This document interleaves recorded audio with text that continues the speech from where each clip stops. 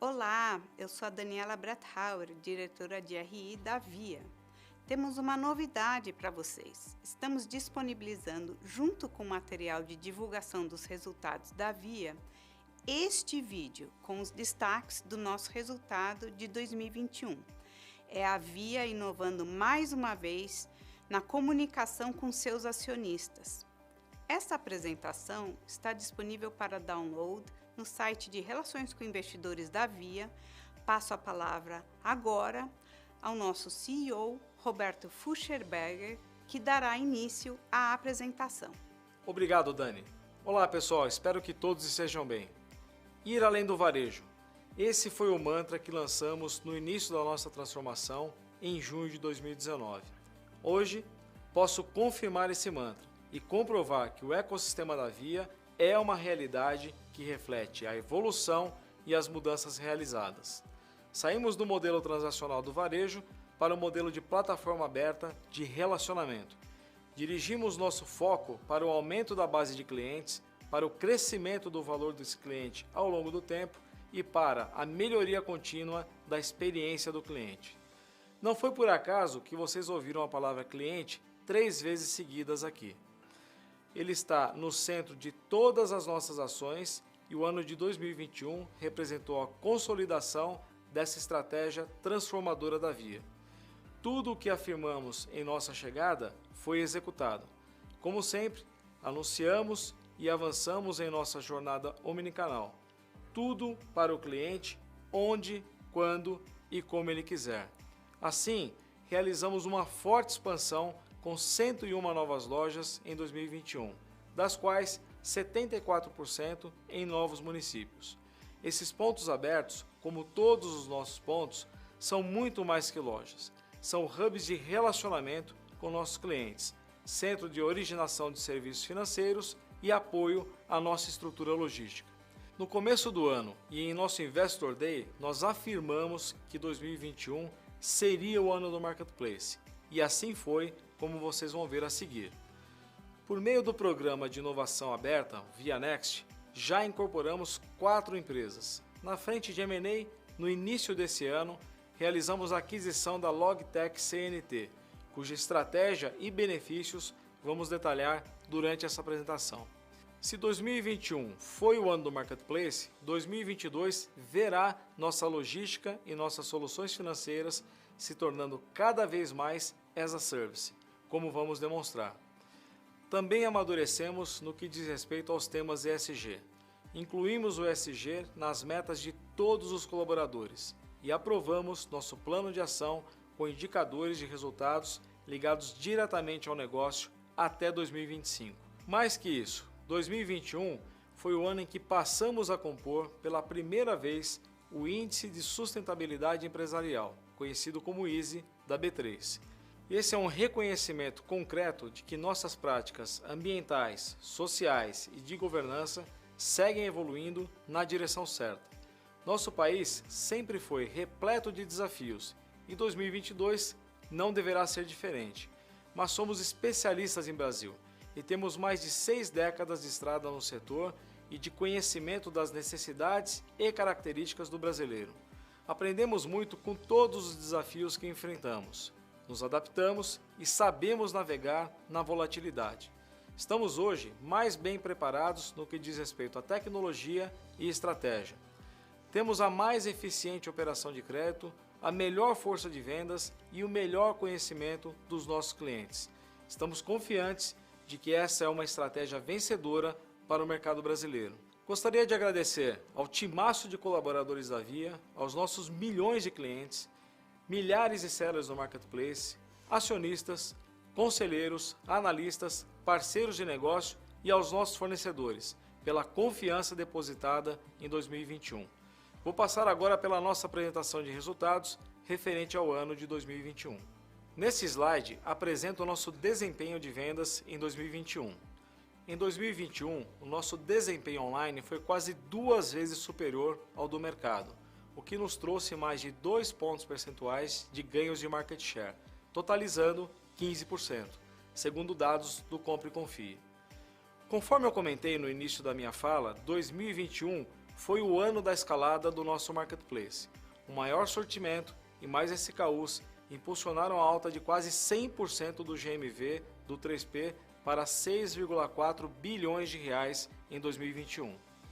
No 1P, onde já somos destination, em categorias importantes, crescemos 23% para 16,8 bilhões de reais em 2021. E no quarto trimestre, crescemos cerca de 8% versus igual trimestre do ano anterior. O forte desempenho online em 2021 mais que compensou o desempenho das lojas físicas. Assim, é importante ressaltar que o GMV bruto total da Via cresceu 15% para cerca de 45 bilhões de reais. Agora, vamos falar das lojas físicas. Ainda tivemos considerável impacto de fluxo de clientes por conta da pandemia, que atingiu inclusive o mês de dezembro, período de grande concentração de vendas. Quando comparamos com o quarto TRI de 2020, é importante a gente lembrar que naquele momento as lojas estavam vindo em um período de recente reabertura, sem deixar de mencionar que os programas de auxílio do governo estavam em plena concessão. Também vale ressaltar que das 101 lojas inauguradas em 2021, 63 foram inauguradas durante o mês de dezembro, contribuindo pouco para o volume de vendas do quarto trimestre. Apenas fazendo um ponto sobre 2022, janeiro ainda foi desafiador por conta da pandemia, mas a partir do mês de fevereiro começamos a conviver com um maior fluxo de clientes nas ruas, melhorando de forma significativa em relação a janeiro. Agora eu vou passar pelos principais destaques do nosso negócio em 2021, começando pela omnicanalidade. Nesse slide, o GMV do nosso marketplace dobrou versus 2020, de 3 bi para 6,4 bilhões de reais. A velocidade com que alcançamos esse número é algo inédito no setor. Nosso marketplace respondeu por 24% das vendas digitais, 7,2 pontos percentuais a mais versus 2020. Construímos um marketplace robusto e chegamos ao fim do ano com mais de 130 mil sellers em um amplo sortimento. Gostaria de ressaltar o último gráfico da direita, que demonstra o share de pedidos da cauda longa. Vocês podem observar que a cauda longa já representou 60% dos pedidos realizados no quarto trimestre de 2021. Isso se encaixa perfeitamente com a nossa estratégia de ser relevante em todos os momentos da vida do consumidor e se encaixa mais ainda na execução da estratégia. Mais uma vez, planejamos, falamos e cumprimos. Essa é a marca do nosso trabalho. Isso conversa muito com o caminho que desenhamos para o marketplace, ampliar cada vez mais a venda do sortimento ampliado e de novas categorias que geram maior frequência, recorrência e adição de novos clientes. E com o tempo também teremos mais visitação orgânica. O resultado é uma redução do nosso custo de aquisição de clientes. Uma fortaleza que podemos dizer com orgulho que só a Via tem é o vendedor online. Ninguém conseguiu replicar a forma e a eficiência com que transformamos nossa força de vendas em uma força de vendas digital, repleta de calor humano. Com o apoio dos nossos mais de 22 mil vendedores online, geramos cerca de 7 bilhões de reais em GMV no ano de 2021. E uma coisa importante que também casa com a nossa estratégia: 19% de tudo que eles venderam foram produtos de 3P. Atualmente, o vendedor online está habilitado para realizar venda de produtos 1P e 3P, além de oferecer a opção de pagamento via crediário digital e diversos outros serviços para alavancar suas vendas. O vendedor online está vendendo de alfinete ao foguete e oferecendo crédito e serviço. Esse é mais um importante diferencial competitivo da Via. Realizamos investimentos recordes de 1 bilhão de reais em 2021. Cerca de 60% dos investimentos foram direcionados para projetos de TI e infraestrutura, e aproximadamente 30% foi destinado a expandir nossa omnicanalidade, com a inauguração de novas lojas. A omnicanalidade constitui um importante pilar do nosso negócio. A retomada da expansão em 2021 trouxe clientes novos para a Via. Como vocês podem ver no gráfico, são mais de 55%. Tão importante quanto os novos clientes é reforçar o nosso relacionamento com quem sempre foi da nossa base. Assim, reativamos clientes que estavam sem comprar há mais de 12 meses. Esses foram mais de 15%. E estimulamos aqueles que já eram clientes a comprar novamente conosco, num total de 30%. Em 2022, planejamos manter o ritmo de inaugurações, abrindo espaço em novas cidades e esperamos potencializar ainda mais as vendas online nessas praças. Agora, vamos falar sobre os avanços da logística, um importante pilar do nosso negócio. Como vocês sabem, temos uma potência logística que vem sendo explorada integrando a operação dos nossos CDs e lojas. Isso nos levou a utilizar os 2,8 milhões de metros quadrados do sistema e usar todas as lojas como mini-hubs e pontos de retirada de produtos. Cobrimos 100% do país e 93% do PIB em até 24 horas. E nos últimos 2 anos, elevamos o volume que passa pela nossa malha própria, de menos de 20% para quase 60% dos pedidos entregues, nos dando maior controle e menores custos. Nosso custo logístico, como percentual de venda líquida, caiu de 2018 para cá, apesar do aumento expressivo das nossas vendas online, enquanto nossas entregas no prazo têm ficado acima de 97%. Acreditamos que a intensidade tecnológica é o caminho certo para extrair o máximo valor possível da nossa malha logística. E para extrair dessa infraestrutura física privilegiada o maior benefício possível, nossos times de tecnologia e logística têm se debruçado em inúmeros projetos, onde destaco aqui alguns dos principais. Fulfillment está no centro da nossa estratégia de logística as a Service. Falarei mais nos próximos slides. Logística as a Service nos posiciona para explorar um mercado endereçável de vários bilhões de reais e contempla iniciativas de tecnologia e comerciais. Nossa relação próxima com parceiros de 1P e 3P, somada agora à recente aquisição da CNT, já tem no forno várias iniciativas e novas relações em andamento. Lojas, o coração da nossa omnicanalidade, como vocês já sabem bem. Planejamento de demanda.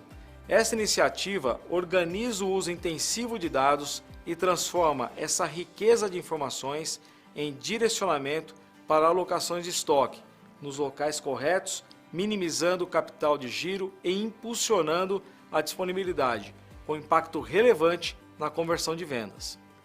Otimizações de CDs e frota. Mais um exemplo da colaboração tecnologia mais logística, tornando mais eficientes o uso de nossos CDs e dos 4.000 veículos que realizam nossas entregas e abastecimento de lojas todos os dias. Isso minimiza as necessidades de CAPEX e otimiza o nosso OPEX. Em complemento a tudo o que falei, adicionamos recentemente a logística da Via a operações da CNT, uma startup madura que opera nos segmentos de Fulfillment e Full Commerce.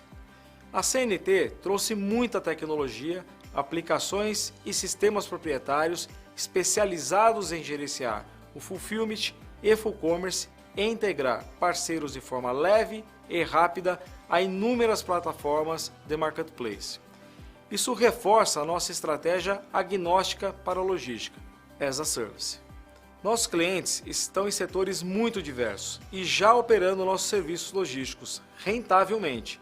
Isso reforça o tamanho do mercado endereçável que temos pela frente. Agora eu vou passar para o André Calabró, que vai falar sobre a evolução da nossa importante vertical de serviços financeiros. Obrigado, Roberto. Olá a todos. É um prazer participar novamente do nosso call de resultados e compartilhar com vocês a evolução da nossa plataforma de soluções financeiras. Nossa plataforma cumpre um papel estratégico no ecossistema Via, seja na aquisição de novos clientes e aumento de recorrência dos nossos clientes ativos, além de suportar todas as iniciativas nas frentes de loja, nosso e-commerce, marketplace e logística, com ofertas financeiras e de meios de pagamento. Na frente financeira, atuamos com nossa conta digital, o Bank, nosso crediário, o empréstimo pessoal e cartões de crédito, com o objetivo de proporcionar cada vez mais aos nossos clientes soluções para o seu dia a dia. E na frente de meios de pagamento, com o Pix nas lojas e no online da Via, a Moeda Bank e o Bank Shopping. Facilitamos a jornada de consumo de nossos clientes. Assim, temos contribuído para a fidelização e aumento de LTV da nossa base de clientes, além da redução de nossos custos transacionais. Nesse slide, apresento a evolução de nossos indicadores. Já atingimos a marca de 11 milhões de clientes com nossos produtos e mais de 11 bilhões em TPV. Nossa carteira do crediário fechou 2021 em 5 bilhões e o empréstimo pessoal superou os 150 milhões de reais. Nossa solução Pix é responsável por mais de 40% das transações no Bank e já representa 7% de todas as transações em nossas lojas e e-commerce da Via. Encerramos o ano com 4,3 milhões de contas Bank e com utilização maior que 16 vezes. No próximo slide, eu ilustro as principais funcionalidades que já disponibilizamos no App Bank. Abertura de conta digital em apenas 4 etapas: simulação, contratação e gestão de pagamentos do crediário e, se necessário, renegociação dos débitos em atraso. Empréstimo pessoal pré-aprovado para os nossos clientes. Bank Shopping para compras de produtos e serviços, incluindo o mini app Casas Bahia, e abertura de conta MEI e PJ. E também a Moeda Bank, que integra o Bank na jornada de compra do e-commerce da bandeira Casas Bahia. Nesse slide, apresento alguns destaques do Bank, que, como podem observar, seguem escalando em ritmo acelerado.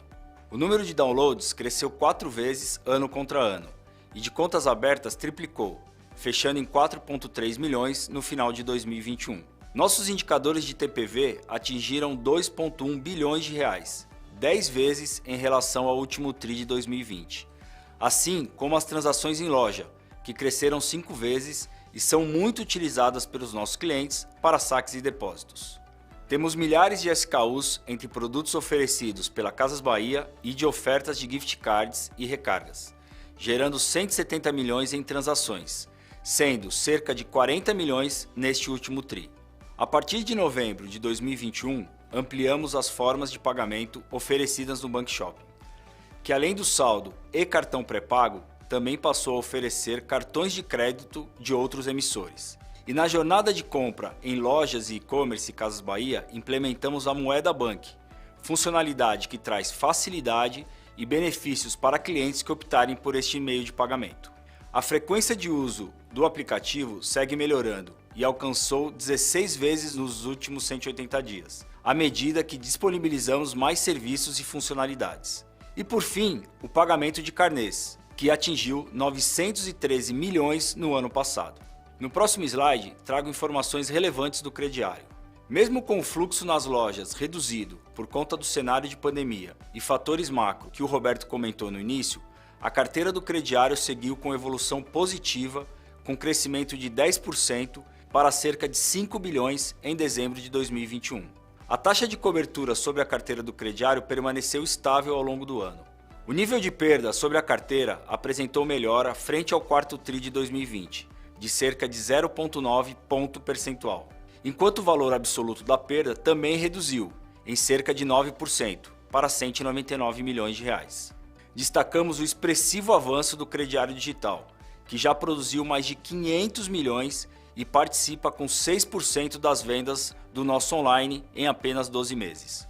Outra informação relevante é que, além dos produtos de 1P, em dezembro de 2021, expandimos o crediário digital também para os produtos do Marketplace. Importante destacar que nosso crediário segue como alavanca para o aumento de nossa rentabilidade. E na versão digital, tem se mostrado um importante aliado para o aumento das vendas online e de fidelização dos nossos sellers, já nesses primeiros meses pós-lançamento. E claro, é uma ferramenta potente de inclusão, gerando para a população sem acesso a crédito a real oportunidade de compra. E falando um pouco do que vem por aí, vamos acelerar o crediário no Marketplace. Já temos 170 sellers habilitados e estamos em expansão. Produzimos mais de 10 milhões nos últimos 2 meses, com vendas em novas regiões e destaque para categorias de cauda, tais como artesanato, papelaria, alimentos e bebidas, instrumentos musicais, perfumaria e casa e construção. Como falamos no último call de resultados, foi lançado o piloto da nossa maquininha, e esse piloto foi iniciado com 20 sellers. Teremos ainda a BankPag para clientes MEI. Estamos em fase de homologação e programamos para o início do segundo TRI o lançamento do piloto. E o Crédito as a Service. Estamos em fase final de desenvolvimento e em breve teremos parceiros conectados em nossa solução de crediário para a venda de seus produtos. Agora, eu gostaria de chamar o Roberto novamente para falar sobre os nossos avanços no campo do ESG. Obrigado, Calabró, e parabéns pelas entregas. A nossa estratégia de crescimento segue atrelada aos princípios e ao plano robusto de ESG, com indicadores e objetivos específicos já mapeados até 2025. Como vocês podem ver, temos diversas iniciativas: ambiental, social, diversidade e governança. Mas eu queria dar um zoom em algumas entregas no campo social em 2021. Utilizamos nosso Marketplace para apoiar a Feira Preta, um evento de fomento a microempreendedores negros que ganhou uma página exclusiva em nossa plataforma. Outra iniciativa que merece destaque é a parceria que firmamos com a Pangeia. Desenvolvemos um conjunto de soluções de negócios com uma pegada socioambiental. A Pangeia passa a ser a loja de produtos ecológicos e sustentáveis da Casas Bahia. Destaco ainda a parceria com a organização G10 Favelas e a startup Favela Express, onde desenvolvemos um novo método para realizar entregas em comunidades vulneráveis, onde o acesso é mais difícil. A iniciativa aconteceu em Paraisópolis, em São Paulo. Ao final de 2021, realizamos cerca de 250 entregas do e-commerce por dia. Por fim, a Fundação Casas Bahia segue ampliando seu papel social com o propósito de contribuir com o desenvolvimento sociocultural e a diminuição das desigualdades sociais no Brasil, beneficiando milhões de pessoas todos os anos, seja através de doações ou de programas de fomento de diversos cunhos. Bom, agora vamos falar do nosso ativo mais importante, os nossos clientes. As iniciativas de engajamento com nossos clientes seguem em ritmo acelerado, com diversas ofertas diferenciadas de entretenimento, streaming e conteúdos que estimulam a recorrência e aumentam a fidelização.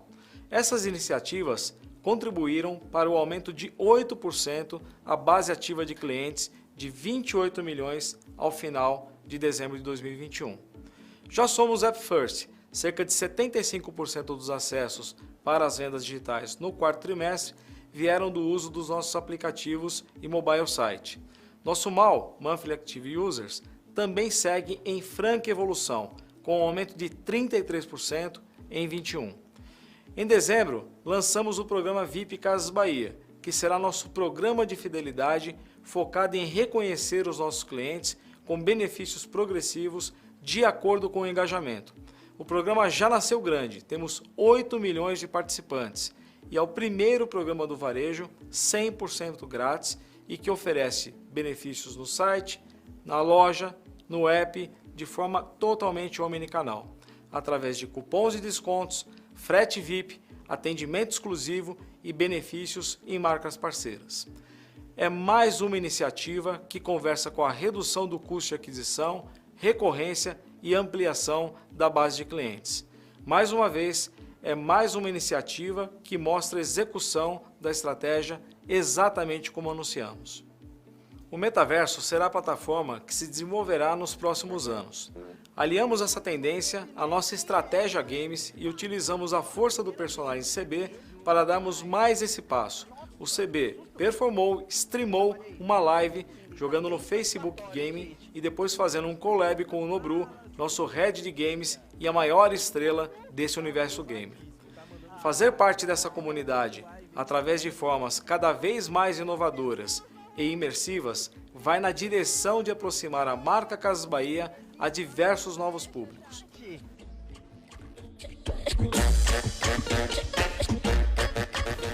Legal, né? Tivemos mais de 500 mil de visualizações.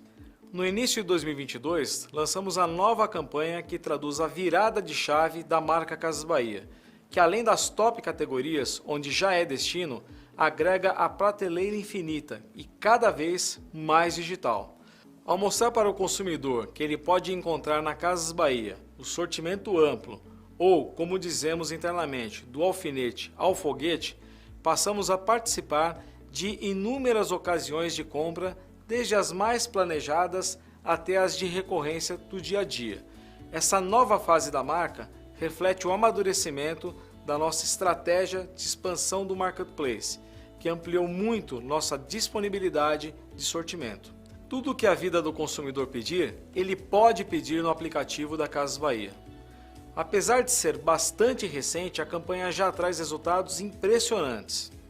Agora eu gostaria de chamar nosso CFO, o Padilha, para comentar sobre os destaques do nosso desempenho financeiro e passar uma atualização das demandas trabalhistas e monetização, 2 temas prioritários, e já adianto que estamos totalmente de acordo com o planejado.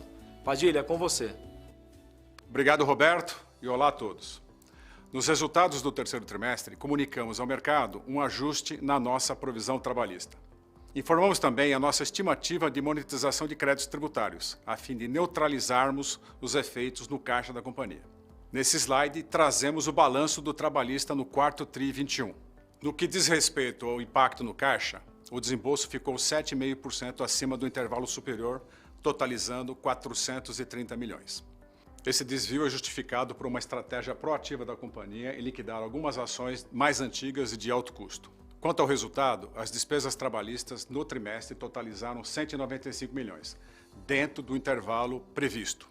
Para 2022, nossas estimativas já informadas permanecem inalteradas, uma vez que o nosso plano de ação, que vem sendo implementado, já traz resultados robustos. Nossa estratégia de monetização leva em consideração nossa inteligência logística tributária, a habilitação dos créditos junto aos estados e o correto enquadramento dos CDs no sistema de substituição tributária. Temos utilizado de ferramenta para ganho de eficiência na compra e estocagem de produtos. Estamos super empenhados em dar liquidez e acelerar a monetização. Como oportunidade para acelerar a monetização, sempre que for viável, podemos vender alguns créditos específicos. Exemplo, o contrato de 200 milhões de venda de CMS-ST, celebrado em janeiro de 2022. Nossa previsão é de monetizarmos 2,2 bi em 22, 2,1 bilhões em 23, 1,5 bilhão em 24 e assim segue. É sempre importante lembrar que esse é um elemento relevante e é revisado pelos nossos auditores independentes e sempre acompanhado pelos órgãos de governança da companhia. Nesse slide, vou passar rápido, pois vocês já devem ter tido a oportunidade de ler sobre os principais indicadores no nosso release de resultados. Acho importante destacar o nosso foco na rentabilidade, sem abrir mão do crescimento. Essa estratégia é comprovada pelas nossas margens, que permanecem saudáveis, tanto a margem bruta como a margem EBITDA, que foi de 9%, com ganho de 1,8 ponto percentual contra o quarto TRI de 20. Em 2021, o EBITDA ajustado operacional foi de 10% maior para 2,5 bilhões, com margem de 8%. O lucro líquido ajustado foi de 125 milhões no quarto TRI 21, margem líquida de 1,5%. Em 2021, o lucro líquido ajustado pelos processos trabalhistas e outros créditos não recorrentes somou 538 milhões, alta de 32% contra 2020. Uma boa gestão do ciclo financeiro operacional é fundamental para uma boa geração de caixa de qualquer companhia. Encerramos o quarto TRI de 21 com importante redução no número de dias de estoque, 7 dias, versus o terceiro TRI de 21, enquanto o prazo médio de pagamento de fornecedores aumentou 22 dias, resultando numa variação positiva de 1,7 bilhão no ciclo financeiro. Esse movimento está em linha com a estratégia adotada recentemente de normalização do nível dos nossos estoques.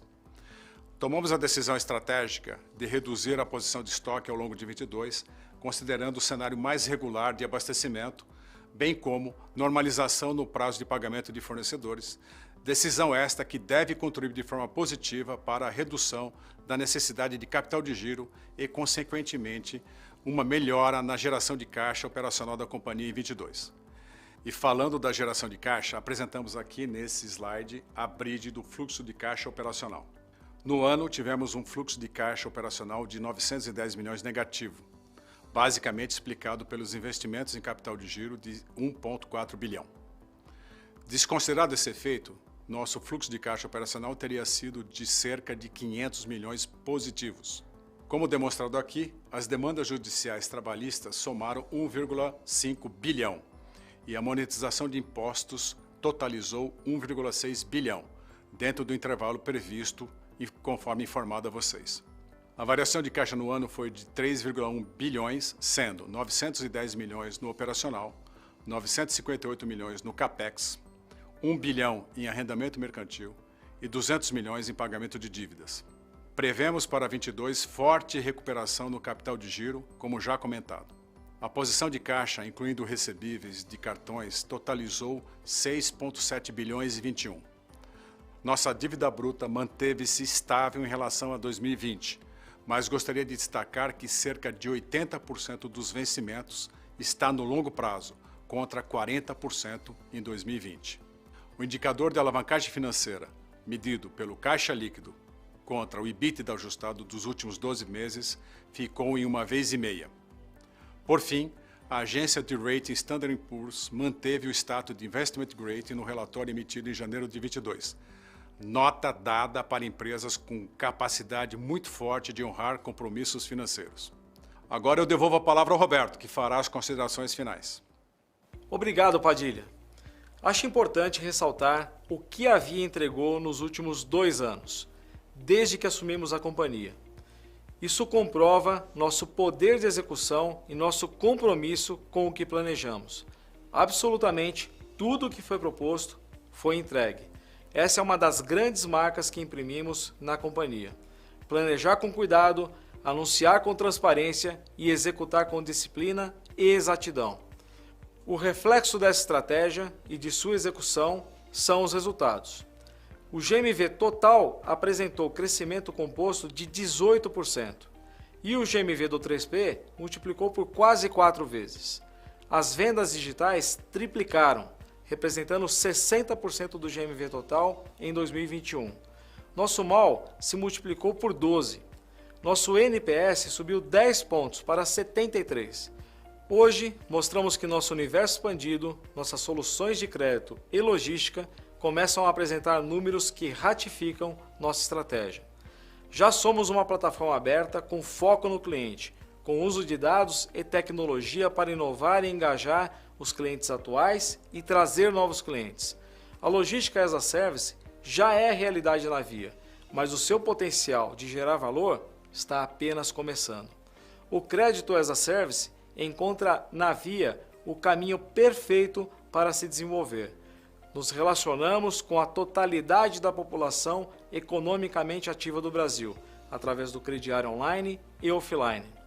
O Marketplace e a estratégia omnicanal serão fundamentais para impulsionar nosso crescimento, trazer novos clientes e aumentar o Lifetime Value dentro do nosso ecossistema. Assim, vendo tudo o que nos comprometemos e entregamos até aqui, fica claro o enorme potencial de geração de valor que está sendo destravado. Em outras palavras, se entregamos tudo isso em 2 anos e meio, convido vocês a imaginarem junto comigo o que ainda vem pela frente. Obrigado mais uma vez, um forte abraço e nos encontramos na sessão de Q&A.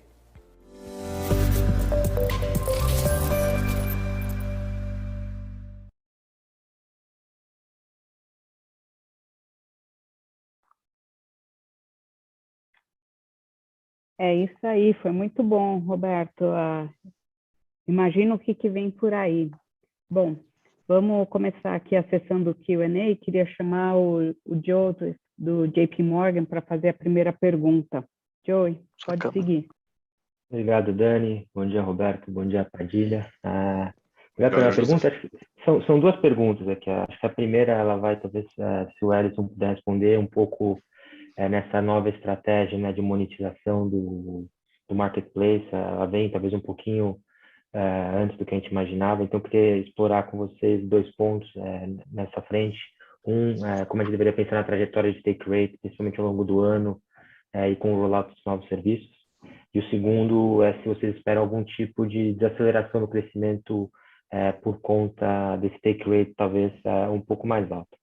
A segunda pergunta, acho que vai um pouco dentro da estratégia de banking, né? Então, a gente vê a receita caindo 4, a carteira crescendo 12, então tem se mostrado um grande driver de crescimento da companhia. Eu queria explorar com vocês aqui, então, como que vocês estão vendo essa demanda de crédito, né? E o que a gente deveria esperar de crescimento dessa carteira para o ano. E o segundo ponto é algo que chama um pouquinho a atenção, foi a taxa over 90, né? Então, o NPL dando uma subida boa aí no sequencial. Então, eu queria entender se vocês têm visto algum tipo de melhora quando a gente entra no primeiro TRI, ao passo que, né, até o Roberto comentou, a gente vê um fluxo, né, uma demanda discricionária um pouquinho melhor mais para o fim do trimestre. Obrigado.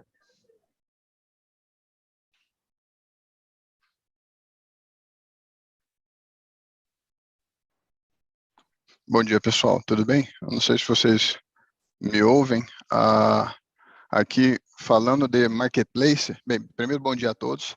Obrigado pelo interesse em nossa companhia.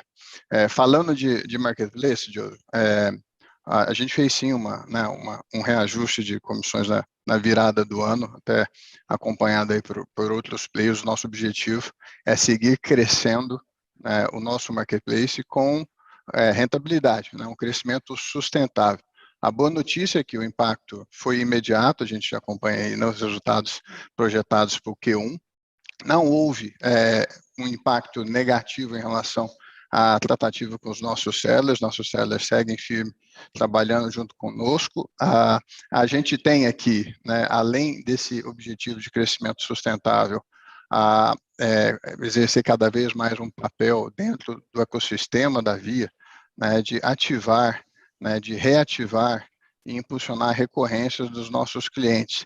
Então, o Marketplace ele não é visto aqui de forma isolada, né, ele é bastante complementar na estratégia de 1P, de logística, de crediário, e pensando no foco no cliente aqui, até acho que alguns slides que o Roberto falou, né, a ajudar a gerar esse CAC menor. O CAC do Marketplace hoje já é bem menor que o CAC comparado de clientes que vêm através, né, transacionando 1P, e de novo, né, muito na linha dos 3As, ajudando na ativação, na primeira compra desses clientes, na reativação dos clientes antigos que não compravam com a gente há mais de 12 meses e, uma vez comprando, nessa recorrência. Os números não são públicos, mas a gente já pode afirmar aqui que todos esses indicadores já apontam melhoria e eficiência na nossa operação. Acho que essa era a primeira pergunta em relação ao Marketplace, correto? Aí deixo os demais com o time. Obrigado. Isso aí, obrigado. Calabro, você pega a segunda parte aí? Sim. Bom dia a todos, obrigado pela pergunta. Vou começar respondendo pelo Bank. De fato, o Bank é uma alavanca super importante para nós em aquisição de clientes, né? E não só em aquisição de clientes, mas também, como foi comentado, nós já fizemos a integração do Bank na jornada do varejo. Então, eu comentei sobre a moeda Bank, por exemplo, eu comentei sobre toda a jornada do online que o Bank aparece com benefícios. Então, o Bank também auxilia a Via nas questões de GMV, né? E, por fim, o Bank é uma alavanca importante já no EP, no empréstimo pessoal, que nós já passamos de 150 milhões, e a gente começa a rentabilizar, e, como foi dito também, o crédito para terceiros, que vai ser disponibilizado através do Bank, e a gente acredita que, de fato, esse vai ser um passo importante para levar o nosso crediário as a service para todo o mar aberto, para outros parceiros, e isso vai impulsionar demais não só o nosso crescimento de base, mas principalmente a rentabilidade da nossa carteira. Em relação à inadimplência que você perguntou, o primeiro ponto que a gente sempre comenta, que a gente sempre está com foco em rentabilidade, então esse é um ponto importante. Nossas rentabilidades são bastante positivas e continuam bastante positivas. As nossas perdas ficaram estáveis durante todo o ano, e no quarto trimestre nós tivemos uma ligeira subida do over 90, mas isso não nos preocupa por dois motivos. Primeiro, porque nós temos acompanhado um bom índice de recuperação dessa inadimplência no primeiro trimestre, e a gente acredita que todos os nossos indicadores, sejam de PDD, de cobertura de PDD, over 90 e perda, ficarão bastante estáveis ao longo de 2022. Obrigado pela pergunta. Obrigado, Calabro. Acho que ficou super claro. Segunda pergunta, nós vamos chamar o Bob Ford, do Bank of America. Bob, bom dia.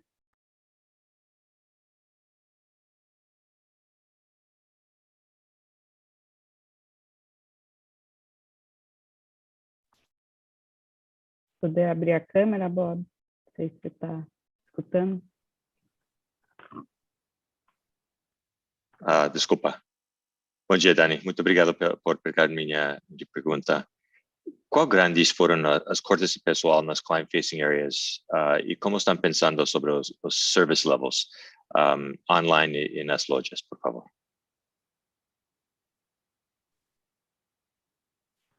Desculpa, eu não consegui pegar a pergunta aqui. Roberto, a pergunta é sobre os cortes de pessoal no TRI e os níveis de serviço nas lojas e online. Ok. Eu vou dar uma geral sobre esse DNA, pode ser, Bob? Acho que fica Sim, mais... por favor. Tá bom. Eu vou só contextualizar um pouco essa resposta. A gente vem nesse ano aqui de 21, a gente investiu 1 bilhão em CAPEX, sendo 30% aproximadamente em novas lojas e 60% em tecnologia. Nós fechamos 100 lojas entre quarto trimestre de 19 e primeiro trimestre de 20 e primeiro trimestre de 21, e nós abrimos 101 novas lojas ao longo de 2021. Então, nós fechamos lojas improdutivas e nós abrimos lojas extremamente produtivas que estão performando muito bem. Outro ponto importante, nós temos um turnover natural ao longo do ano dos nossos times de vendas. O que a gente fez foi parte dos aproximadamente 1.200 vendedores que saíram por turnover, nós não fizemos a reposição. E mais ou menos 1.500 pessoas que a gente contrata de maneira temporária no final do ano, nesse ano nós não contratamos. Por que nós fizemos isso? Porque os vendedores, a gente cresceu muito a produtividade dos vendedores, então isso é parte do investimento que a gente fez nas nossas plataformas de atendimento, muito suportadas por inteligência de dados agora também para os vendedores, que aumentou muito a conversão desses vendedores. Se a gente comparar TRI contra TRI, ou até a performance que a gente vinha tendo durante o ano, a gente tem mais de 30% de aumento na conversão por vendedor. Outro fator bastante importante, ainda no vendedor, o vendedor online continua performando extremamente bem. E ele ajuda a gente a ter muita performance lá na loja e muito mais produtividade por vendedor. Então, não existe mais a situação do vendedor estar sem nenhum cliente fisicamente na loja e não estar fazendo nada. Quando ele não tem cliente, ele está ativando o cliente pelo online ou sendo demandado por algum cliente no online. A gente também evoluiu bastante a plataforma do vendedor online, também muito suportada por dados agora, que está ajudando bastante a conversão. A gente demonstrou os números de produtividade do vendedor online. E com relação às 1.500 pessoas de back-office que a gente não contratou, ele para o final do ano como temporário, ele é prioritariamente utilizado na logística da loja. Então, no back-office logístico da loja, dada a relevância que a loja tem hoje na logística. Também tivemos uma grande evolução na plataforma logística da loja, melhorando muito a encontrabilidade de produto e a inteligência de ter o produto certo na loja certa. Isso deu muita agilidade no processo de retira e no processo de última milha entregue a partir da loja e deu muita produtividade com o time que a gente já tinha. Então, a gente teve um ganho bastante forte, Bob, de produtividade em todo o nosso time de loja, seja na equipe de vendas, seja na equipe de back-office de loja, muito baseado em tirar lojas que não eram produtivas e inaugurar lojas mais produtivas, lojas muito produtivas, e também toda a inteligência de dados que a gente aportou nos nossos processos e toda a evolução tecnológica da plataforma. Ficou muito claro, Roberto. Muito obrigado. Obrigado, Bob. Obrigado, Bob. Nossa próxima pergunta vem da Dani Egger, da XP. Dani, puder abrir a câmera, fazer a pergunta? Bom dia. Claro, Bom dia, obrigada. Bom dia, pessoal. Eu tenho duas perguntas. A primeira é até um follow-up aí nessa questão de SG&A de pessoal, né? A gente viu uma notícia na mídia de que vocês também reduziram o quadro de Bartira agora no início do ano. Imagino que isso tenha um impacto one-off ali de eventuais encargos trabalhistas, mas traria um saving adicional, né? Então, só entender como pensar também para essa linha para frente, se vocês ainda veem espaço para reduzir ainda mais, alguns ajustes, enfim, se também tiveram alguns impactos no quarto trimestre especificamente, talvez não mais específicos, talvez relacionados enfim, provisionamento de bônus. Geralmente o quarto tri tem um pouco de é um pouco poluído por conta disso, então basicamente entender a dinâmica para frente dessa linha, se ainda tem espaço para continuar cortando. E aí, em relação à questão da geração de caixa, né, eu acho que isso chamou a atenção, que grande parte veio ali também da linha de fornecedores, e aí entender exatamente o que trouxe essa melhora, né? Uma negociação mais dura com esses fornecedores, é um momento que você está vendo que os fornecedores estão mais dispostos a ser mais complacentes, até por conta da dinâmica mais desafiadora do mercado, enfim, só entender também um pouco o motivador ali daquele ganho e também vendo para frente se isso é sustentável. E, na verdade, se eu puder fazer uma última, né, vocês comentaram ali do fulfillment, né, e aí como já tem diversos sellers habilitados para usar o serviço, eu queria entender como que está o uso efetivamente desse serviço, né, e aí também se vocês puderem dar um update na linha do fulfillment de mar aberto, né, que vocês, se não me engano, lançaram agora no início do ano, também acho que seria bacana trazer um pouco de visibilidade aí. Obrigada. Legal, Dani. Eu vou tocar as duas primeiras, depois o Sérgio e o Ellison se revezam ali no fulfillment. Com relação à produtividade, o que aconteceu na Bartira, a gente, de fato, tirou um turno da Bartira. Tem dois aspectos aqui. Um é vendas de imóveis e o outro, que é o mais forte, que nos rebota mais essa decisão, foi o forte ganho de produtividade que a gente veio tendo na Bartira. Então, a gente tirou um turno e continua com o volume de produção, a capacidade de produção muito próxima da que a gente tinha. Com relação a oportunidades de despesa, então, na pergunta anterior do Bob, eu narrei aqui várias das evoluções que a gente fez na nossa plataforma, que trouxe várias reduções de despesa e melhoria do nível de serviço para o consumidor. Isso está para a empresa inteira. Eu comentei aqui o da loja, mas isso está para a empresa inteira. A gente, nesses 600 milhões que a gente investiu em tecnologia no ano passado e mais o investimento de 2020, a gente vem começando a colher agora os frutos de toda essa evolução. Então, a gente tem, sim, uma atenção recorrente com despesas. Acho que a gente tem mais o que colher ainda em termos de redução de despesa, com toda a produtividade que a gente vem ganhando na evolução da nossa plataforma. Então, a resposta para você em termos de despesa, sim, a gente enxerga mais frutos para a gente colher aí. Eu não consigo te dar um guidance aqui, não posso te dar um guidance nesse momento de onde que a gente aterriza isso. Importante dizer também que toda essa evolução está nos trazendo uma redução de custo de aquisição também. Então, tudo que a gente está fazendo na Via está nos levando para ter várias frentes de aquisição de cliente, então seja o marketplace pelo sortimento, o bank, o nosso crediário, a loja é o CAC mais barato que nós temos aqui na Via. Por exemplo, as lojas novas, a gente tem um CAC ao redor de entre 16 e 18 reais. É um CAC extremamente baixo. E é cliente novo que entra para a plataforma inteira, para todas as verticais da Via. Com relação à geração de caixa, aqui, o que você falou sobre fornecedores, o que está acontecendo, Dani, a gente veio falando ali ao longo do terceiro tri, quarto tri, que a gente iniciaria uma descida de estoques. Então, a gente fez um grande aumento de estoques no início da pandemia, por um problema mais forte que existia de abastecimento. A estratégia foi super acertada, então o ganho de market share e a evolução das vendas comprovam isso. E a gente entendeu que estamos em um momento que a gente consegue ir descendo estoque por conta de vários segmentos já ter normalizado ou estar em fase de normalização de abastecimento. Como a gente havia dito no quarto trimestre, nosso estoque é absolutamente saudável, então não tem necessidade de nenhum tipo de provisão com estoque, porque na verdade é vender mais e comprar um pouco menos. O estoque que está aqui dentro de casa está extremamente ok. E, ao mesmo tempo, a gente corrigiu alguns prazos com fornecedores. Então, a gente está numa situação, indo para uma situação bastante tranquila nesse aspecto, uma vez que a gente segue num caminho de redução de estoque. Primeiro TRI, a gente também está nesse caminho, e a gente conseguiu alguma ampliação de prazo também com a indústria. Então, acho que a gente está num caminho bastante confortável nesse aspecto. Vou passar para o Sérgio e para o Ellison aqui, para eles fazerem um complemento em relação ao fulfillment. Tá joia. Obrigado, Roberto.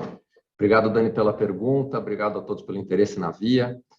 Deixa eu começar falando do seguinte, Dani, a parte operacional da nossa logística e como o fulfillment se encaixa nisso, deixa eu resgatar isso e o Ellison, na sequência, fala um pouco da parte comercial e expansão para os clientes, tá bom? Então, vamos pensar o seguinte, lá atrás, quando a gente chegou na empresa, uma primeira fase da logística foi focada em melhorias operacionais. A gente deu melhor utilização para os metros quadrados dos depósitos, a gente deu melhor ocupação para os veículos, melhor roteirização, a gente posicionou estoque na malha de CDs pelo país com mais eficiência, e isso trouxe ganhos de eficiência operacional, capacidade de entregas mais velozes no início. De meados de 20 para meados de 21, teve muita intensidade de tecnologia. Então, um trabalho conjunto de tecnologia e logística para a gente colocar, fazer upgrade de vários sistemas que a gente precisava fazer, que dessem visibilidade, rastreabilidade melhor, também contribuíssem para a redução de custos. Então, a gente começou essa segunda fase de uso intensivo de tecnologia. Essa combinação preparou a gente para essa terceira fase onde a gente está agora, que é poder, além das melhorias operacionais e nível de serviço da logística interna, a gente prepara a infraestrutura para o que a gente vem chamando do as a service, para poder abrir isso para os sellers do marketplace e para o mar aberto. O fulfillment, né, que foi acelerado com a aquisição da CNT, que a gente anunciou em janeiro, é uma peça-chave do as a service, né?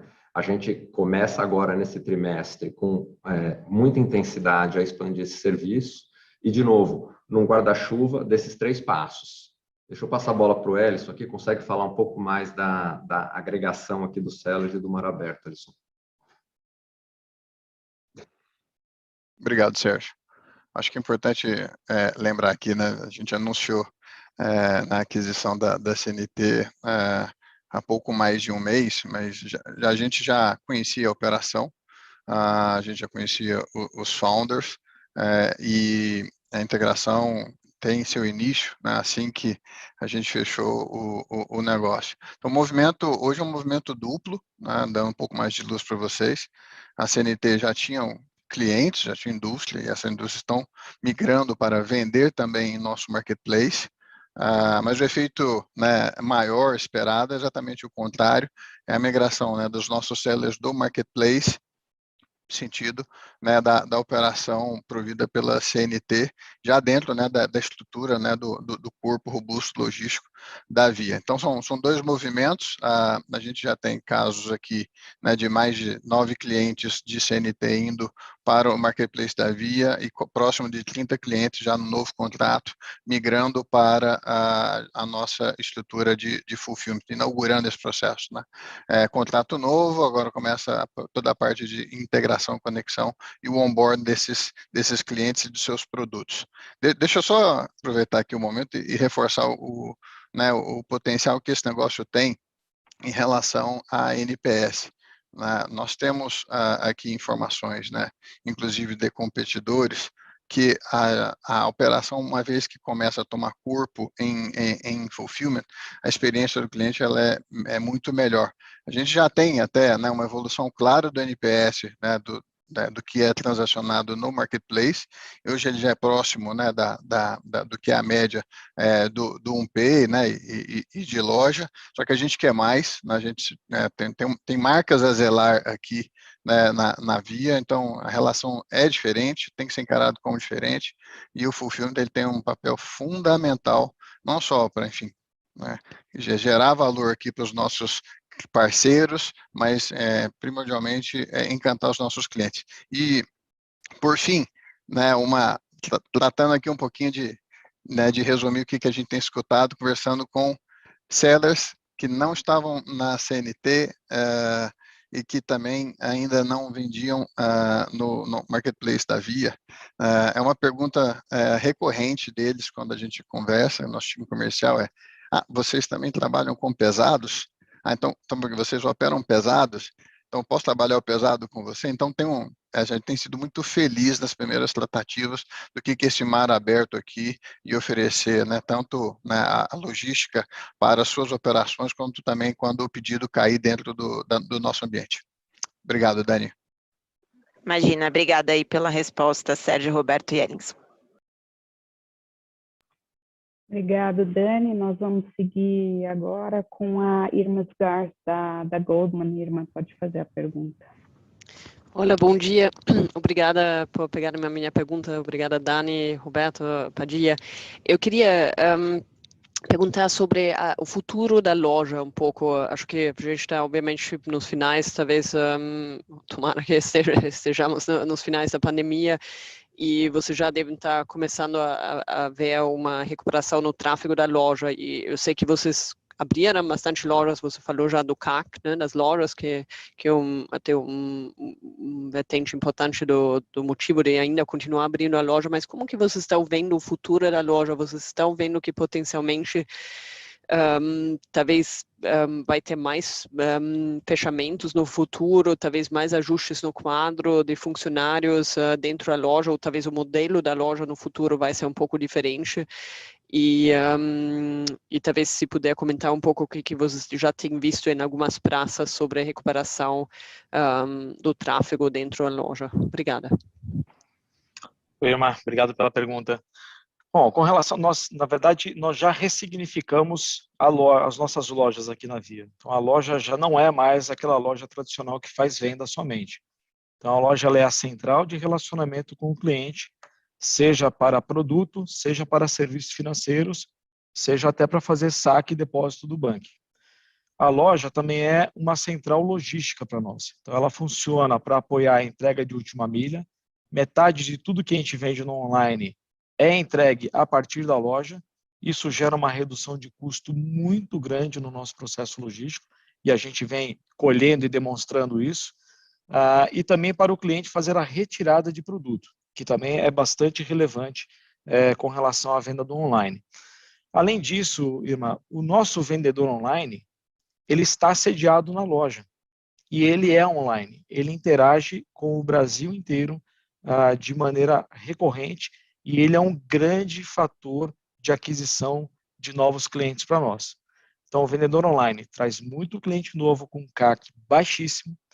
O vendedor online ele tem um grande potencial de recuperação de cliente inativo. Vamos lembrar que a Via tem uma base de mais de 90 milhões de clientes, e agora a gente está cada vez com mais inteligência nessa base, e cada vez mais o vendedor online está empoderado com dados para poder interagir com essa base. O fato é que ele vem escalando a venda ao longo do tempo.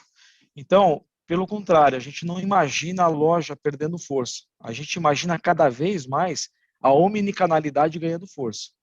Então, o cliente ele terá diferentes moldes de compra a cada momento de compra que ele vai ter. Então, a gente vai estar pronto para todas as jornadas do cliente, com um enorme facilitador que é ter uma loja para apoiar a logística. Então, assim, isso no Brasil faz uma diferença muito grande, dado a dificuldade e o custo logístico de operar aqui.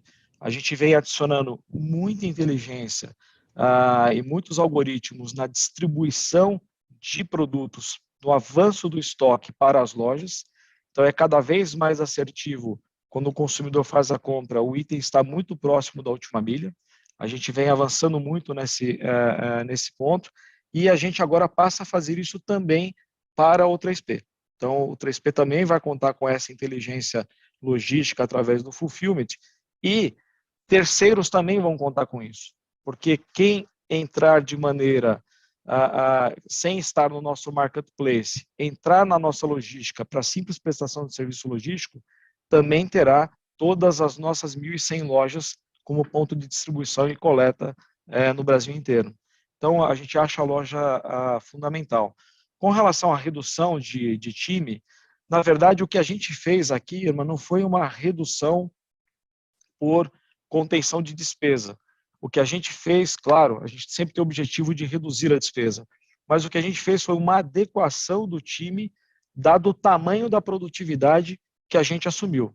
Então, de novo, a gente está começando a colher de maneira muito acelerada o benefício desses 2 anos de muito investimento em tecnologia e infraestrutura que a Via vem fazendo. E a gente ainda tem mais produtividade para colher nas lojas. A gente está vendo esse trimestre aqui um nível de produtividade ainda um pouco melhor do que a gente já experimentou no 4º trimestre, e tem muita evolução tecnológica para vir também nesse ano, que destrava muito mais ainda o valor da companhia. Perfeito, muito obrigada. Talvez só uma segunda pergunta sobre as pressões de custo, que imagino que ainda estejam relevantes na cadeia, talvez ainda vão continuar com tudo que está acontecendo no mundo. Como que estão essas conversas com o fornecedor sobre eventuais futuras aumentos de preços, né, especificamente para bens duráveis, e como que vocês estão vendo a capacidade do consumidor de absorver estes aumentos? Ok. Bom, a gente, como você sabe, a gente opera programado num prazo maior do que o convencional, então parte do nosso ciclo agora do semestre já está programado com a indústria. Se de um lado a gente tem ainda uma pressão por conta do que está acontecendo no mundo, por outro lado também a gente tem dólar caindo aqui no Brasil, que reflete o impacto também relevante no nosso sortimento. A gente não está vendo nenhum sinal mais crítico em termos de abastecimento e preço nas negociações, e a gente tem aqui alguns mecanismos importantes que geram vantagem para a Via nesse aspecto, por exemplo, como o crediário. Então, vários itens que tiveram aumento desde 2020 para cá, por conta de tudo que aconteceu, a gente conseguiu manter consumo, a gente está demonstrando as nossas vendas e o ganho de market share também bastante atrelado com a capacidade que a gente tem de financiar esse item e suavizar esse aumento em parcelas. Então, a mesma coisa vale para o aumento da taxa de juros. Então, a Selic aumentou, cada ponto da Selic representa poucos reais na parcela do consumidor. Então, a gente ainda não utilizou, a gente pode se utilizar de aumentar mais uma parcela no financiamento médio do consumidor. Nós não fizemos isso ainda. Por enquanto, 100% da Selic e 100% do aumento de produtos está embarcado no prazo médio que a gente já tinha, mas a gente ainda tem esse artifício. Então, acho que a gente tem bons mecanismos aqui, Irma, de continuar crescendo o market share e ganhando mercado na Via ao longo desse ano e dos próximos anos. Perfeito, bem claro. Obrigada. Obrigado, irmã. Vamos lá. Vou chamar o Richard do Bradesco. O Richard, pode prosseguir aí. Bom dia. Obrigado, Dani. Bom dia, pessoal. Queria fazer uma pergunta sobre logística, Roberto. Você colocou na página 10 da apresentação bastante informação legal, e um dos dados é que tem, se eu entendi correto, 92% do PIB está dentro de um raio de 24 horas de entrega da Via. Mas hoje a entrega em 24 horas é 25% dos pedidos, se eu não me engano, e foi 21% 2 anos atrás. Então, só queria entender como que vocês começam a diminuir o gap entre o capability que vocês têm e a penetração de shipping em 24 horas. Perfeito, Richard. Obrigado pela pergunta. Eu vou começar e vou passar para o Sérgio. Eu só queria adicionar um ponto importante, que, na verdade, junto com esse slide também veio que 97% de tudo que a gente entrega é no prazo que foi combinado com o cliente. E não necessariamente o cliente quer receber nas 24 horas. Então, esse é um dado importante. A gente tem same-day delivery muito forte já, mas não necessariamente porque o cliente precisa se programar para estar em casa para receber. Então, nós estamos dando mais valor aqui, Richard, para conseguir entregar no dia e no período do dia que o cliente quer receber. Para nós, isso é mais importante do que ter entregue em horas, porque não necessariamente o cliente quer receber em horas ou ele está em casa para receber nessas horas. Vou passar para o Sérgio, ele pode complementar aqui. Por favor, Sérgio. Oi, bom dia, Richard. Obrigado pela pergunta. Só uma pequena correção, talvez o material não tenha ficado claro. O 24 horas é a barra maior ali, é o segmento da barra maior. Então, a gente está 40+% no 24 horas, né? E depois você soma com os 25 para dar até 48. Então, talvez o gráfico acho que não ficou muito fácil de ser interpretado aí. Mas a gente realmente tem o foco na velocidade, também agregado a isso a precisão, né, a entregar o que o cliente pede. De novo, aqui eu faço a ressalva, sou um pouco repetitivo, estamos falando de todos os municípios do Brasil, leves e pesados. Então, aqui não tem um disclaimer. Então, aqui é realmente 100% do que nós trabalhamos e vocês sabem que tem um elemento de pesados que é significativo. As iniciativas que a logística, junto com tecnologia, que eu sempre reforço esse ponto, tem feito, elas têm o último objetivo de controle e visibilidade da cadeia, capacidade de resposta rápida no prazo de entrega e visibilidade para o cliente, não só interna. Né? Acho que a gente já citou hoje aqui os trabalhos de demand planning, né, que a gente tem feito para posicionamento adequado do estoque, sem ônus grande no capital de giro da companhia, então utilizando também a nossa malha de lojas. Então, Richard e todos, imaginem que a loja ela é realmente parte da malha logística, no sentido de nós termos estoque na loja, que não necessariamente pertence ao sortimento da loja, que está lá para ser entregue e servir os clientes do online. E esse mix e volume definidos para estarem nessa loja estão baseados em muito tratamento de dados. Essa é uma grande alavanca, onde nós temos trabalhado bastante para buscar maiores níveis de resposta rápida, de entrega rápida para os nossos clientes, de novo, no Brasil todo. Vocês viram que, ao longo desses últimos 2 anos, relativamente ao ritmo de crescimento, especialmente das nossas vendas online, a gente conseguiu utilizar muito melhor a nossa infraestrutura, né? O que, versus outros peers, significa que a gente teve que investir muito menos por ter dado melhor aproveitamento ao 1.100.000 metros quadrados plus aí que a gente tem só nos depósitos e mais os 1,5 milhão de metros quadrados das lojas. Então, aí mora uma boa parte da alavanca assim, para aumento de velocidade. Tem também, e eu não falo muito disso, mas acho que vale a pena destacar, a gente tem transformado a nossa malha de provedores numa malha que passe apenas pela nossa infraestrutura de CDs e lojas e evite passar nos cross-dockings das transportadoras. Isso nos dá visibilidade, velocidade e controle, que é o que a gente chamou de malha própria no slide, e cada peer dá uma definição, mas eu quis só reforçar isso aqui com vocês. Isso aumenta a velocidade, aumenta o nosso controle, isso vai continuar crescendo nos próximos trimestres, tem contribuído bastante para a nossa velocidade de entrega, e as relações com os nossos parceiros de transporte têm tido cada vez mais incentivos à performance do que tínhamos no passado, né? E penalização por mau serviço. Então, aí a gente conecta, né? Obviamente, o ponto de um bom serviço logístico, velocidade de entrega precisa, com NPS, com recorrência, com satisfação do cliente. Tá bom, perfeito, tá ótimo. Se eu puder só um follow-up, Roberto, o Padilha. Roberto, você já falou bastante sobre o SG&A, mas eu só queria fazer um follow-up especificamente sobre o G&A. Acho que você falou bastante de pessoas em loja, etc., mas eu só queria perguntar especificamente sobre o G&A, se você puder só dar um pouco mais de informação sobre como vocês conseguiram cortar essa despesa em 30%. Obrigado. Você toca aí? Bom dia, Richard. Obrigado pela pergunta. Você me ouve bem? Perfeito. Na realidade, o G&A é mais simples de explicar. Obviamente,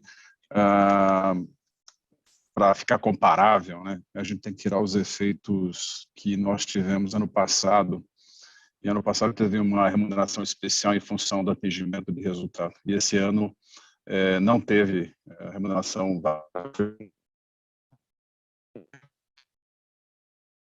Basicamente esse efeito. Eu acho que, não sei se cortou um pedaço do áudio aí, Richard, do Padilha, ou se você conseguiu entender bem. Na verdade, cortou só no momento que você estava explicando, então se você puder só repetir rapidinho. Repete, por favor, Padilha. Vou repetir, em 2020, a gente teve no quarto tri uma concentração em função de despesa, em função da remuneração variável da companhia. A gente fez mais de 1 bilhão de resultado naquele ano. E nesse tri, o resultado realmente foi negativo, né? O resultado societário da companhia é negativo. Então, não houve o mesmo nível de remuneração variável nesse ano. Então, basicamente, é esse efeito combinado que traz a redução, que explica a redução. Beleza. Ótimo. Obrigado, Padilha. Obrigado, Richard, pela pergunta. Eu vou chamar agora o Rubem, do Santander, para fazer a próxima. Oi, pessoal, tudo bem? Duas rápidas aqui. Vocês podem falar um pouco de como que está a performance de venda nesse começo de ano, principalmente na loja física e também no canal online? E uma segunda pergunta em relação a CAPEX para o ano, olhando todo o contexto que a gente tem visto, o que a gente deve esperar para esse ano? Uma manutenção desses níveis de 2021, alguma redução? Podem falar um pouco sobre esse tema, se já tiver definido? Obrigado. Oi, Rubens, obrigado pela pergunta. Com relação à venda, a gente teve um janeiro um pouco mais complexo nas lojas físicas, ainda bastante ausência de fluxo de clientes.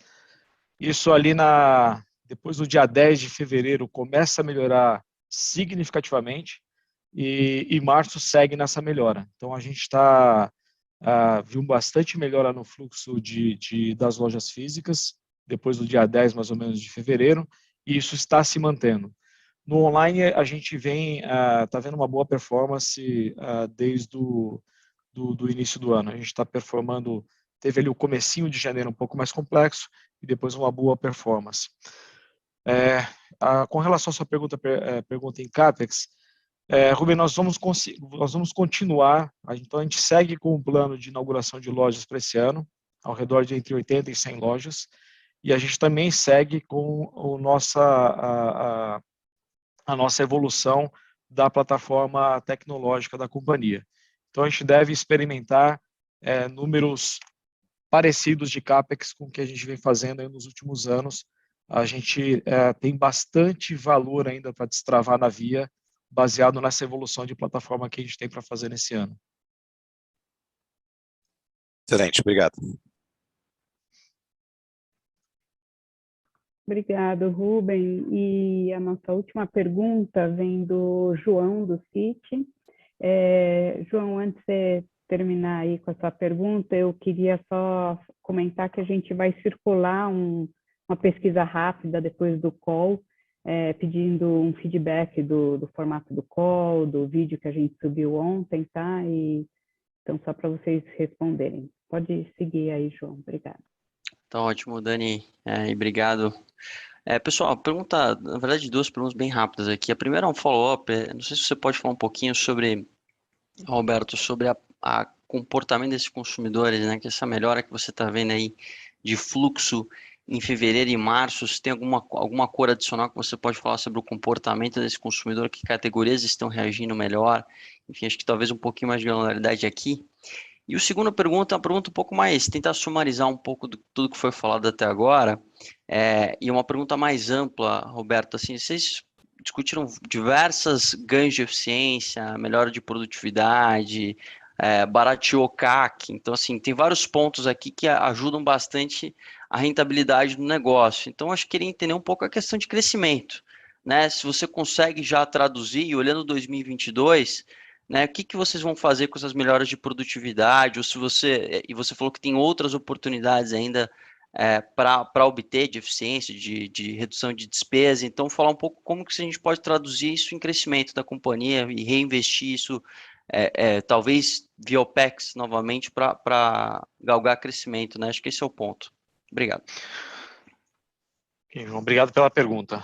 Bom, com relação ao fluxo nas lojas, não tem um segmento ou uma categoria específica, então a gente está está performando de maneira muito similar com as mais diversas categorias. E na loja, a performance do marketplace também está indo muito bem via o vendedor online. Então, eu não tenho uma cor aqui para te dar em relação a categorias. O que eu posso dizer é o seguinte, que o crediário continua a ser um grande diferencial. E em momentos de maior complexidade, o diferencial se torna ainda maior. Então, essa vantagem competitiva que a Via tem de concessão de crédito proprietária e a inteligência de crédito que essa companhia adquiriu ao longo das últimas 6 décadas, nos dá um grande diferencial nesses momentos de um pouco mais de complexidade. Então, acho que é o que eu posso dizer aqui em relação aos consumidores. Não tem nenhuma categoria específica em que esteja despontando. Com relação a crescimento, João, eu diria o seguinte, a companhia segue empenhada em ganhar market share. Então, desde o dia que a gente assumiu aqui, a gente deixou bastante claro que nós iríamos fazer toda a transformação da Via, ela sairia de ser uma vendedora de eletroeletrônicos para se transformar num grande ecossistema, trazendo clientes de várias verticais. Então, o que a gente está conseguindo agora, o momento em que a gente chegou, essas verticais estão conectadas no nosso ecossistema. Então, o banco começa a trazer muito cliente para nós, o crediário também traz muito cliente, e aqui eu tenho duas entradas de novos clientes com CAC muito baixo, pelo contrário, o cliente já entra se pagando. O marketplace, a gente olha para o marketplace não como vamos fazer uma grande extrapolação de GMV. O maior GMV dos marketplaces está exatamente nas categorias que nós somos Destination 1P. Então, a gente vai fortalecer ainda mais o 1P que a gente vai buscar ainda mais market share, e no marketplace a gente vai buscar muita cauda longa e muito sortimento.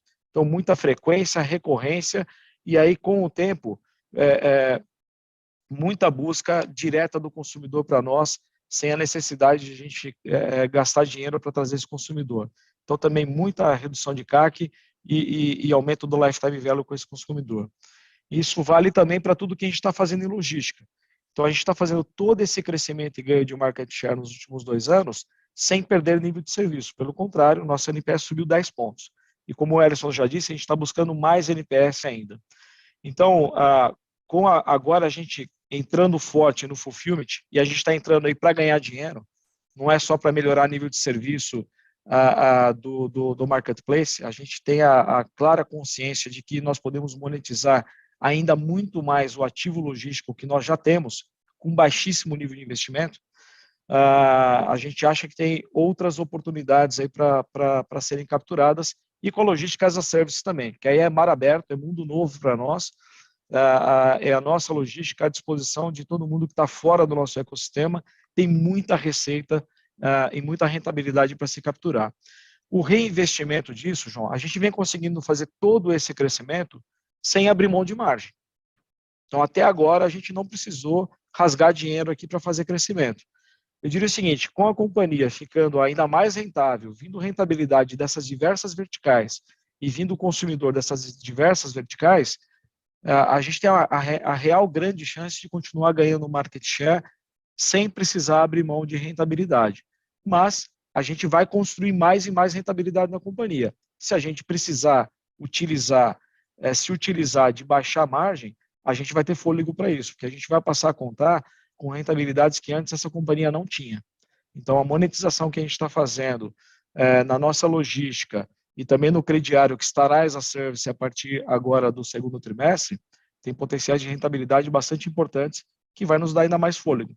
Então, a gente, se precisar usar alguma coisa para ser mais agressivo, a gente vai ter ainda mais munição do que a gente tem hoje. Até hoje, nós não precisamos.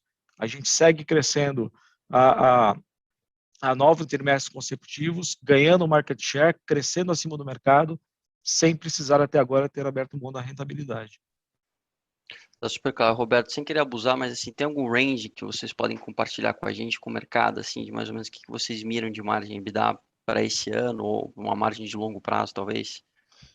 Olha, João, acho que a gente vem experimentando os patamares mais ou menos constantes de margem EBITDA, né? Então, isso deveria ser algo próximo do que a gente pode esperar aí para o futuro. E, de novo, a gente está só começando a rentabilizar essas outras verticais. Então, eu não consigo dar um guidance aqui ainda, porque nós estamos, de fato, exatamente no início da rentabilização dessas verticais de crédito as a service e de logística as a service. Tem coisa também para vir dessas verticais. Tá claro. Obrigado. Obrigada, João. Temos um follow-up aqui, Roberto, de pergunta, do Richard, do Bradesco. Pode falar. Dani, obrigado e obrigado por, enfim, pegar minha segunda pergunta. É só sobre essa corte do IPI que foi anunciado, Roberto. Se vocês têm alguma estimativa de quanto que isso representa, e se você acha que a indústria, enfim, as varejistas vão, em geral, repassar isso para preço ou usar isso para recompor margem? Oi, Richard, no geral, toda vez que isso acontece, isso é repasse de preço, o varejo está buscando mais venda, e no nosso caso aqui, a gente vai repassar e está buscando essa venda, mas assim, não é um grande... Tem uma oportunidade aqui, mas se a gente pegar o IPI médio das categorias, está entre 10% e 15%, então isso aqui vai representar uma redução de 2% a 4%, dependendo da categoria. Ele não é assim algo extremamente relevante, mas sim, nós vamos usar isso daí na nossa competitividade e para trazer ainda mais venda para o ecossistema. Perfeito. Obrigado, Roberto. Obrigado, Richard. Obrigada a todos. Só lembrando, nós vamos circular, então, essa pesquisa de saber o que vocês acharam do formato. Vou passar para o Roberto para fazer as considerações e encerramento. Bom, acho que eu já fiz no vídeo, espero que vocês tenham gostado dessa nova forma como a gente está adotando, de subir a apresentação antes, para vocês terem tempo de ver e rever. Acho que é mais produtivo para o tempo de vocês. Queria agradecer a todos, acho que eu já fiz as considerações finais lá no vídeo, queria agradecer a todos por estarem aqui no call, interessados aqui na evolução que a gente vem apresentando na Via. Um grande abraço a todos, ótimo dia.